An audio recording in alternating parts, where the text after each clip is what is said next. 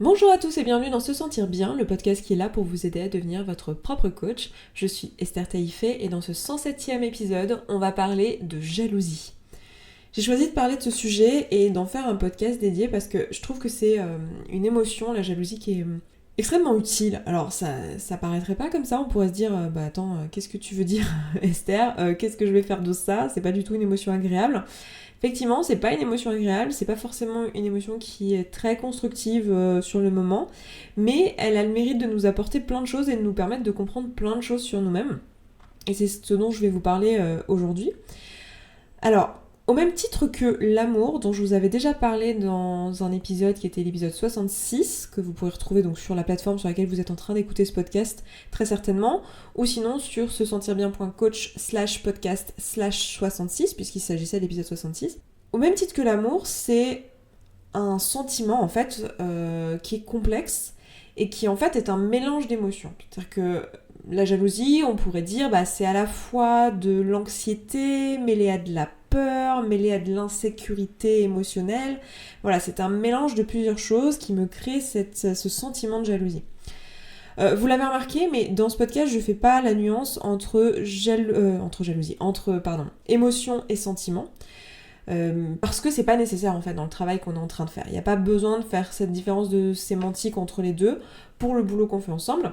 Mais de façon imagée, simple et rapide, un sentiment c'est généralement un ensemble d'émotions en fait. C'est quelque chose de plus complexe qu'une simple émotion, et on a des émotions, l'être humain il a des émotions qui sont dites primaires, qui sont des émotions très animales, très basiques. Je vous en avais parlé dans l'épisode où je vous décrivais ce qu'étaient les émotions et d'où venaient les émotions, c'était l'épisode numéro 7.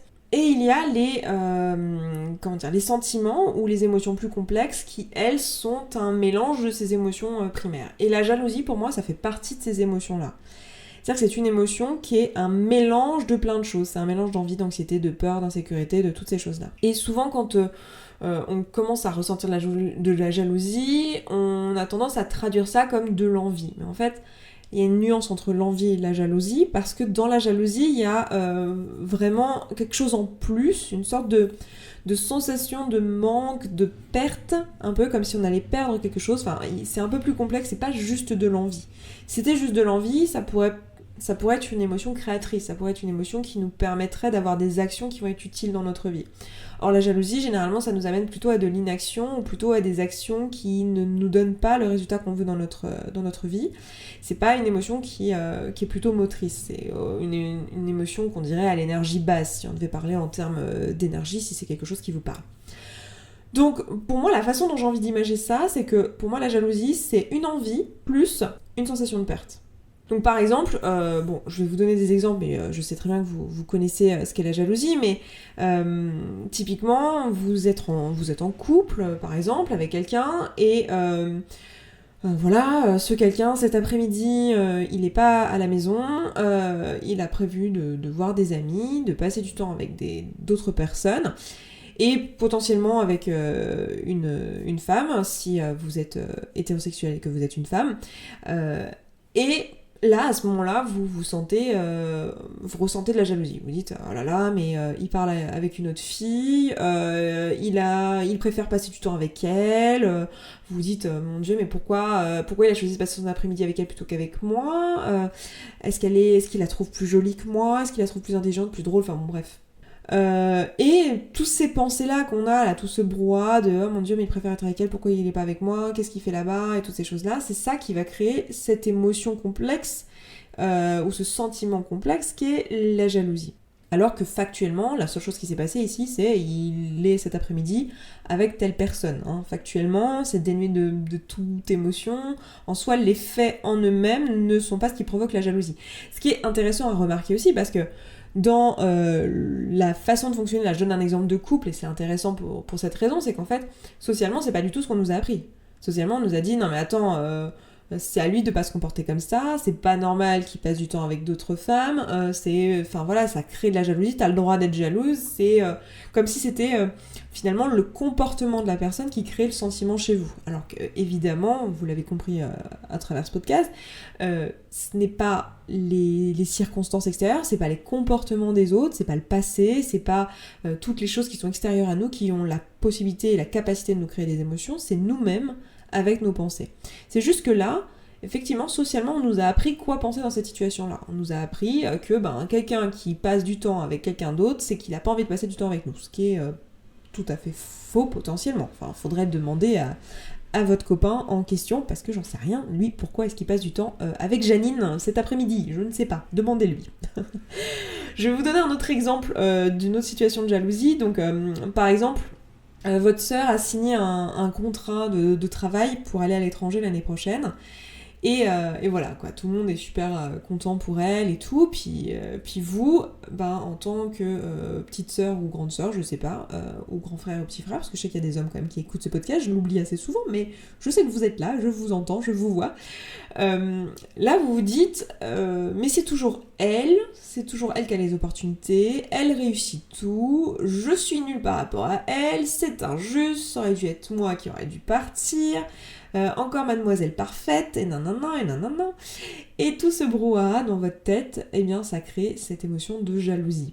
D'accord, ça va créer ce sentiment de jalousie chez vous, qui, vous le voyez, en fait, là, il y a un mélange, en fait, de plein de choses dans toutes les phrases que je viens de vous donner là, et c'est cet ensemble qui crée cette jalousie, parce qu'en fait, si on allait décortiquer chacune des phrases, vous aurez très probablement des insécurités, un sentiment d'infériorité, peut-être de la peur, peut-être voilà plein de choses qui vont se dégager des différentes pensées qui vous amènent à la jalousie, mais le sentiment global que vous ressentez à la vue de ces pensées-là, c'est de la jalousie.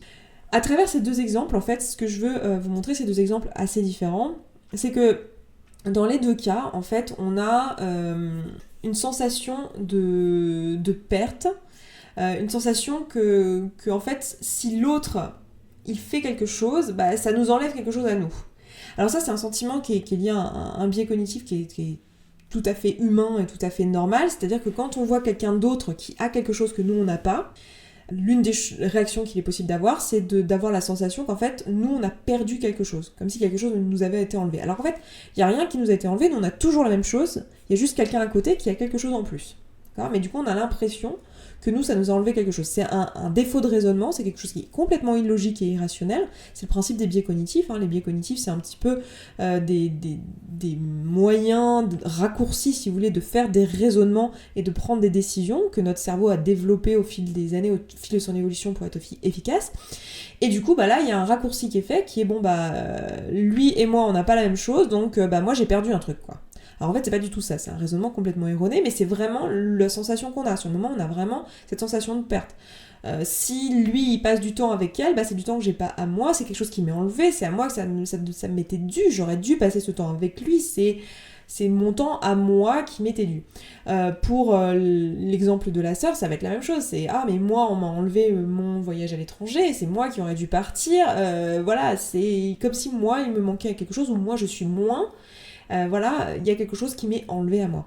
C'est aussi un sentiment qui est pas mal utilisé en marketing ou quoi pour vendre, parce que très souvent, en fait, si on propose quelque chose de payant, une upsell, par exemple, si vous avez une application sur votre téléphone, ça vous est sûrement déjà arrivé plein de fois, mais vous téléchargez une application qui est gratuite, si cette application gratuite, elle existe que en version gratuite, vous avez une expérience de l'application qui est plutôt agréable, mais si cette application, elle existe en application payante, vous avez la sensation de perdre quelque chose si vous utilisez uniquement l'application gratuite. Lié à ce fonctionnement de notre cognition et à ce raccourci de raisonnement qui est un peu erroné, mais qui est bien là chez nous, et c'est naturel, c'est erroné, mais c'est normal que vous l'ayez, et qui fait que du coup vous avez cette sensation de perte, vous avez l'impression qu'il vous manque un truc, et que vous passez à côté de quelque chose, et que on vous enlève quelque chose dans l'expérience de cette application, alors qu'en fait, la version payante, finalement, c'est juste quelque chose en plus. C'est pas, ça vous enlève rien en fait. Ça, au contraire, ça peut que vous rajouter. L'existence de cette application payante, c'est de la version payante de l'application, c'est que quelque chose qui peut rajouter à votre expérience, mais en aucun cas quelque chose qui peut enlever à votre expérience. Et pourtant, c'est pas le sentiment qu'on a. Dès qu'on s'aperçoit que en fait, l'application elle existe en version payante, on est déçu, on se dit ah mince, mais du coup il me manquait un truc. Alors que non, pas du tout. Donc c'est vraiment intéressant de se rendre compte de ce biais cognitif et de comprendre son rôle dans la jalousie. Et pour moi, la jalousie finalement c'est juste de l'envie plus ce biais cognitif en fait, plus cette sensation de perte qui est liée à notre fonctionnement de notre cerveau. Et qui nous rappelle ici que, en fait, qui nous fait croire ici, dans ces deux exemples que je vous ai donnés, que, en fait, on est en train de perdre quelque chose si notre copain passe du temps avec quelqu'un d'autre, et que on est en train de perdre quelque chose si notre sœur, elle part à l'étranger et pas nous. Alors qu'on n'est rien en train de perdre du tout, notre vie va rester la même. Du coup, ce que j'ai envie de proposer ici, c'est d'aller explorer un petit peu ça et de se dire, tiens, c'est intéressant parce que si je décortique ça de cette manière-là, si je me dis j'ai l'envie plus la sensation de perte, je peux la rationaliser tout simplement en analysant ce qui s'est passé et qu'est-ce qui l'a créé, cette sensation, juste en faisant l'exercice que je viens de faire avec vous ici, c'est-à-dire de se dire, attends, si je regarde réellement ce qui s'est passé, moi j'ai rien perdu, c'est juste quelqu'un à côté qui a gagné quelque chose. Enfin, le fait que ma sœur parte, ça m'enlève rien, c'est elle, au contraire, ça va plutôt rajouter à elle, elle aura sûrement des expériences à me raconter, ça peut que apporter à notre relation qu'elle parte, c'est pas un truc, ça m'enlève rien, ça dit rien sur moi, ça dit rien sur mon expérience à moi, donc on peut se proposer ce type de pensée-là pour la relation de couple. Alors après, c'est à vous de voir si vous êtes aligné avec ça dans votre couple ou pas, mais se dire tout ça. Bon, ok, qu'est-ce qui se passe factuellement ? Factuellement, il passe du temps avec une autre personne. Moi, ça m'enlève rien. Je continue ma petite vie. Cet après-midi, j'ai prévu de faire ça. Je vais continuer à faire ça. Qu'il voit ou qu'il voit pas cette personne, ça ne m'impacte pas. C'est lui que ça regarde. Donc, ça peut être quelque chose comme ça, une façon de se rationaliser qui va pouvoir nous permettre de lever un petit peu la sensation désagréable qui est liée à la jalousie. Et l'autre chose qui va être importante à faire dans cette étape-là, ça va être peut-être d'accepter la présence de cette jalousie, de reconnaître donc les pensées qui sont à l'origine de cette jalousie, donc il préfère être avec elle, ou je sais pas, elle réussit tout, madame parfaite, et de vivre les émotions qu'amènent ces pensées-là jusqu'au bout. Vivre une émotion jusqu'au bout, on en a parlé dans de précédents épisodes, alors j'ai pas noté parce que je pensais pas que j'allais m'y référer aujourd'hui dans cet épisode, donc je l'ai pas sous les yeux dans mes notes, mais j'en ai parlé plusieurs fois. Il y a tout un épisode qui est sur accueillir les émotions. Je vous laisserai rechercher sur se sentir bien.coach, vous avez un endroit où une barre de recherche où vous pouvez chercher des épisodes, donc n'hésitez pas à aller explorer ça. Mais l'idée, ça va être d'accepter la présence de cette émotion de jalousie, de pas essayer d'y résister, de pas essayer de la repousser, de pas essayer de la jeter contre les murs, et de juste accepter la présence de cette émotion, de vous dire ah oui, en fait, là, je me sens juste jalouse, en fait, parce que je pense ça, parce que je me dis tiens, il préfère passer du temps avec elle qu'avec moi. Voilà, et c'est ça qui me rend jalouse. Ça va être important de vivre cette émotion jusqu'au bout et de l'accepter, parce que si vous ne le faites pas, en fait, c'est comme si vous fuyiez l'émotion et qu'elle vous reviendra juste un peu plus tard, d'une autre manière, à un moment donné dans votre vie. Donc l'objectif, c'est de vivre cette émotion jusqu'au bout, d'écouter le signal qu'elle est là pour vous apporter, parce que les émotions, c'est à ça qu'elles servent à apporter un message, à retenir votre attention, à vous montrer que là, il se passe quelque chose. Et donc ici, de savoir que, effectivement, vous êtes jaloux et qu'il y a une raison à ça, et cette raison, c'est toutes les pensées que vous avez. Donc une fois qu'on a fait ça, et qu'on a vécu l'émotion jusqu'au bout, qu'on a rationalisé, il nous reste du coup les choses que la jalousie ont à nous apporter. Donc si on prend le temps de vivre l'émotion jusqu'au bout, du coup qu'est-ce que ça veut dire ? Ça veut dire qu'on s'est posé un petit moment et qu'on a regardé les pensées, on a exploré les pensées qu'on avait et qui créaient cette jalousie. Donc quand on a exploré les pensées, ce qu'on a, c'est une info hyper importante qui est l'autre partie qui crée notre jalousie. Donc la jalousie, c'est l'envie plus la sensation de perte, c'est-à-dire ici les informations sur l'envie. De quoi on a envie, quel est notre désir en fait. Parce que derrière ces pensées de jalousie, on va avoir cette information-là. On va avoir par exemple l'information que en fait peut-être que mon désir c'est de passer plus de temps avec mon copain en fait. Peut-être que je passe pas suffisamment de temps avec lui et que là si cet après-midi je suis jalouse qu'il passe du temps avec une autre personne, c'est tout simplement parce que moi j'aurais aimé passer du temps avec lui parce qu'il me manque. Donc si je m'étais pas penchée sur la question, si j'avais repoussé cette jalousie, si je l'avais pas écoutée, j'aurais peut-être pas eu cette information-là. Ensuite, peut-être que pour l'exemple de la grande sœur qui part à l'étranger, c'est tout simplement que moi aussi, en fait, j'ai envie de partir à l'étranger. Et peut-être que j'en aurais pas eu conscience si j'avais pas eu cette pointe de jalousie à ce moment-là. Je me serais peut-être pas rendu compte que, en fait, moi aussi, j'ai envie de partir. C'est vraiment une expérience que je veux avoir dans ma vie. Et ça, c'est quelque chose de super utile, hein. Vraiment. Moi, j'adore quand je m'aperçois que je suis jalouse ou qu'il y a un truc qui me pique un peu, où je me dis tiens, ah non, moi j'aurais voulu avoir ça aussi. Une part de jalousie comme ça, parce que c'est toujours derrière une information sur en fait quels sont mes réels désirs. Et c'est pas toujours évident de savoir ce qu'on veut vraiment dans la vie. Je sais pas si vous posez cette question, j'imagine que oui si vous écoutez ce podcast, parce que bon, je pense qu'on est une majorité sur ce podcast à se poser pas mal de questions sur la vie, sur le sens de l'existence et toutes ces choses-là. Sinon vous seriez pas là et vous auriez pas tenu les 20 minutes pendant lesquelles je viens de vous parler.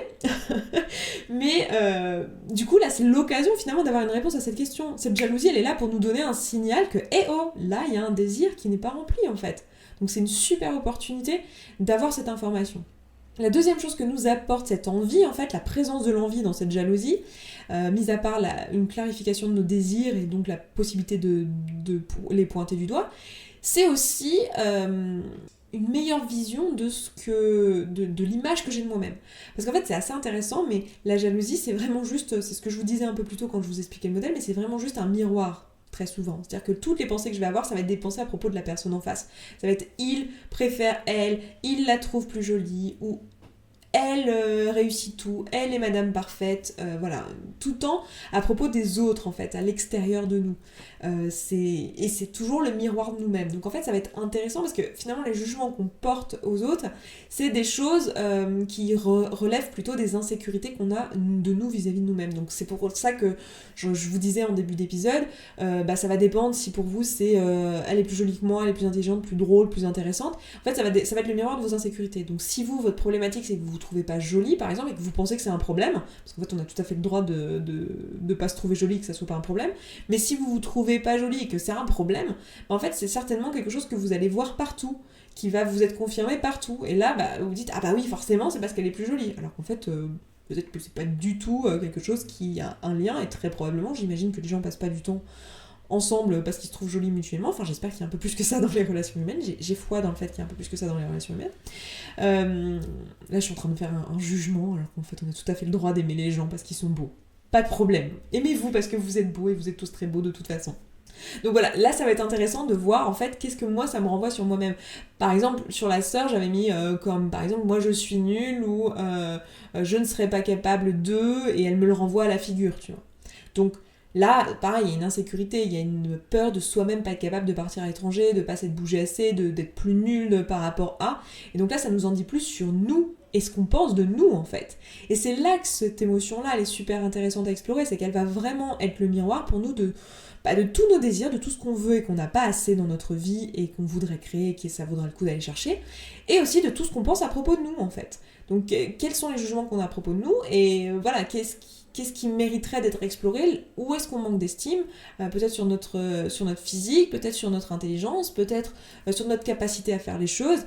Voilà, ça va vraiment être une belle émotion à explorer et une belle occasion en fait d'avoir une idée de ce qu'on veut vraiment et de ce qu'on projette sur les autres et donc de ce qu'on pense de nous. Donc moi je vous encouragerais à explorer un petit peu la jalousie. Ça peut être un exercice que je peux vous donner là, maintenant, tout de suite à faire à la suite de ce podcast, de prendre le temps de faire un flot de pensée là-dessus et de vous poser la question, tiens, de quoi, de qui je suis jaloux ou jalouse. Qu'est-ce qui me rend jaloux dans la vie, en fait? Posez-vous cette question-là, et si c'est trop vague pour vous, posez-vous la question, qu'est-ce qui m'a rendu jaloux en dernier cette année, voilà, qu'est-ce qui m'a rendu jaloux cette semaine ou aujourd'hui, qu'est-ce qui m'a rendu jaloux en dernier cette année, et de réfléchir à ça et de faire juste un flot de pensée. Juste un flot de pensée, donc le flot de pensée sans y réfléchir particulièrement, mais après de revenir sur chacune de ces pensées et de réfléchir à tiens, quelle pensée me crée quelle émotion exactement qui ensemble fait ce sentiment de jalousie, et d'aller chercher, voilà, quel est derrière ça, quels sont derrière ça les désirs non remplis qui s'y cachent en fait, et pour lesquels il faudrait que je porte, sur lesquels il faudrait que je porte plus d'attention, et quelles sont les lacunes liées à ma relation avec moi-même, quelles sont les choses que je pense à propos de moi, quels sont les domaines sur lesquels je manque d'estime de moi et qui ressortent en fait de cet exercice. Donc vraiment je vous encourage à le faire, et puis si vous le faites, n'hésitez pas à venir commenter sur le blog pour nous dire, sur l'article de blog associé à cet épisode, pour nous dire ce qui en est ressorti, qu'est-ce que ça vous a appris. Je vous donne rendez-vous du coup sur se sentir bien.coach/ podcast/107, puisqu'on est dans l'épisode 67, non, pas du tout, 107, oh là là, j'arrive plus à parler, déjà depuis tout à l'heure je me répète un petit peu, enfin je me reprends dans ma façon de parler, parce que j'essaye de parler trop vite, parce que mon cerveau va plus vite que mes mots. Voilà, je sais pas si vous connaissez ça, mais je suis sûre que oui. J'attends vos commentaires parce que j'ai vraiment envie de savoir qu'est-ce qui est ressorti pour vous, parce que je trouve que c'est un exercice extrêmement puissant, cet exercice de jalousie. Si vous voulez plus d'exercices de ce type-là, pensez à rejoindre la communauté. Je sais que, voilà, je pense pas à vous le dire suffisamment, mais on fait un boulot de dingue au sein de la communauté. Donc si c'est quelque chose qui vous attire et que vous avez envie de faire, apprendre à vous auto-coacher, c'est un peu le thème de ce podcast, donc j'imagine que ça vous intéresse forcément dans une certaine mesure, on le fait ensemble en fait. On apprend à utiliser tous les outils et vous êtes guidé au cours du mois avec des exercices, ce que j'appelle les feuilles de route, qui vous permettent de vraiment mettre en application tout ça et apprendre à utiliser les outils. Et en plus, tous les jours, vous avez ce que j'appelle les mots du jour, où vous avez un petit vocal de ma part qui fait moins de 10 minutes, où je vous explique les notions de la semaine, les notions du mois qu'on est en train de traiter ensemble. Je vous aide vraiment en temps réel à appliquer tout ce qu'on apprend ensemble. Et ces mots du jour qui sont des contenus en fait inédits, que vous n'aurez nulle part ailleurs, sont des contenus qui vont rester pour l'année prochaine. Donc si vous voulez les entendre au fur et à mesure que je les crée et que vraiment vous soyez acteur de la communauté, que vous soyez vraiment acteur des questions et des réponses, je vous encourage vraiment à vous inscrire le plus tôt possible dès maintenant, parce que l'année prochaine, en fait, ces mots du jour, ce seront des mots du jour qui auront déjà été enregistrés l'année d'avant, sauf les bilans de semaine, parce que tous les vendredis, je vous fais un bilan de semaine de où j'en suis personnellement dans mon développement personnel, qu'est-ce que j'ai appris cette semaine. Comme ça permet de vous donner un petit peu une idée de qu'est-ce qui se passe dans SSB déjà, parce que je trouve ça super intéressant. Donc, qu'est-ce qui se passe dans Se Sentir Bien, dans l'entreprise qu'il y a derrière ce podcast, et puis qu'est-ce qui se passe dans mes émotions et dans ma tête à moi, dans mes pensées. Je vous décortique un petit peu les pensées que j'ai identifiées, le travail que je suis en train de faire sur moi, et je trouve ça hyper intéressant de vous le partager pour que vous puissiez voir que on est tous pareils et on passe tous par les mêmes phases. Donc voilà, c'est vrai que j'adore ces mots du jour là. Tous les vendredis on a un mot du jour là-dessus, et c'est l'occasion pour toute la communauté de partager son avancée, et c'est vraiment une ambiance de travail et à la fois d'exploration d'esprit qui est vraiment très très chouette à faire ensemble. Donc j'aurais envie que vous y soyez tous, parce qu'on fait un boulot de dingue. Donc si vous n'êtes pas inscrit, faites-le, voilà, venez, ça coûte seulement 19€ par mois, c'est pas un engagement de dingue. Moi après je vous encourage à vous inscrire pour plusieurs mois, voire pour l'année entière, parce qu'en fait ça vous permettrait d'avoir accès à tous les outils et de vraiment avoir exploré tous les sujets. Mais après ça c'est à vous de voir en fonction de la valeur que vous allez en tirer, mais j'ai pas vraiment de doute sur le fait que vous allez en tirer énormément de valeur. Et puis écoutez, cette fois je m'arrête vraiment là dans cet épisode. Je vous embrasse, je vous souhaite un très bon vendredi, une très belle semaine, un très bon week-end, et je vous dis à vendredi prochain. Ciao ciao. Merci beaucoup d'avoir écouté ce podcast jusqu'au bout, je suis vraiment contente qu'il vous ait plu. Si vous avez envie d'aller plus loin, d'appliquer tous les outils, et que vous voyez que dans votre vie vous le faites pas en pratique et que vous auriez bien besoin d'un petit peu de soutien, eh bien sachez que vous pouvez rejoindre la communauté. La communauté, c'est l'ensemble des auditrices et auditeurs de ce podcast qui appliquent tous ces outils et qui s'entraident. Et moi dans cette communauté, je vous partage tous les jours un petit podcast de 5, 10, 15, 20 minutes maximum qui vous aide en fait en levant tous les doutes et toutes les difficultés que vous rencontrez au fur et à mesure, et qui répond aussi à vos questions. Si vous avez envie de nous rejoindre, eh bien c'est sous forme d'abonnement. Je vous laisse aller voir ça se trouve sur sesentirbien.coach/communauté. Vous avez le lien dans la description de ce podcast. Je vous dis à tout de suite là-bas.